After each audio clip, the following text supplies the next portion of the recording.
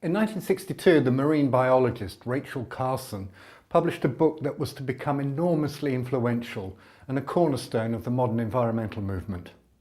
It was called Silent Spring. In beautiful language, the book describes the effect of widespread application of pesticides in agriculture, particularly DDT.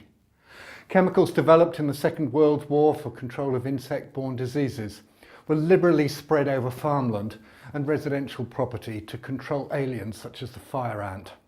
Harvested crops contained high levels of pesticides, and ecosystems were disrupted under the onslaught. In addition to the birth of the environmental movement, Silent Spring led to controls on the use of pesticides and subsequently to changes in the way the environment was administered in the US. But it wasn't without critics at the time or since. Chemical companies with vested interests in the production of pesticides opposed the book's message. And Rachel Carson herself was vilified for being a fanatic defender of nature and not having appropriate scientific credentials, as she was a marine biologist, not a biochemist. Even in 2012, 50 years after the book was published, Carson's reasoning was called into question by a group of leading scientists who stated that DDT is not dangerous to human health and its attributed effect on birds was wrong.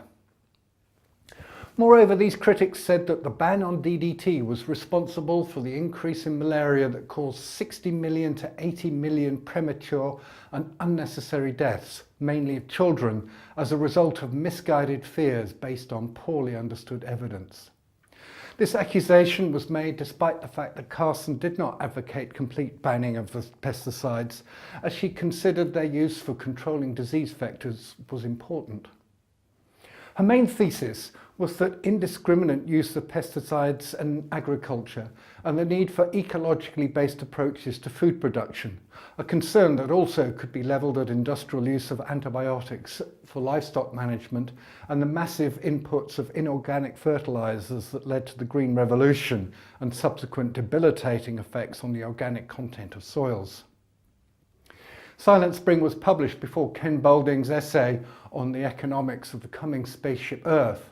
So it's interesting to see his take on persistent inorganic pesticides that remain stable as they pass through the food chain.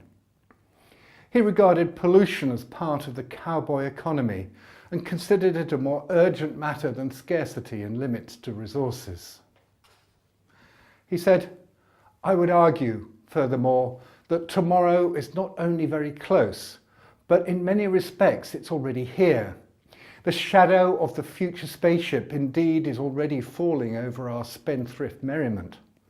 Oddly enough, it seems to be in pollution rather than in exhaustion that the problem is first becoming salient. Los Angeles has run out of air, Lake Erie has become a cesspool, the oceans are getting full of lead and DDT, and the atmosphere may become man's major problem in another generation, at the rate that we're filling it up with gunk."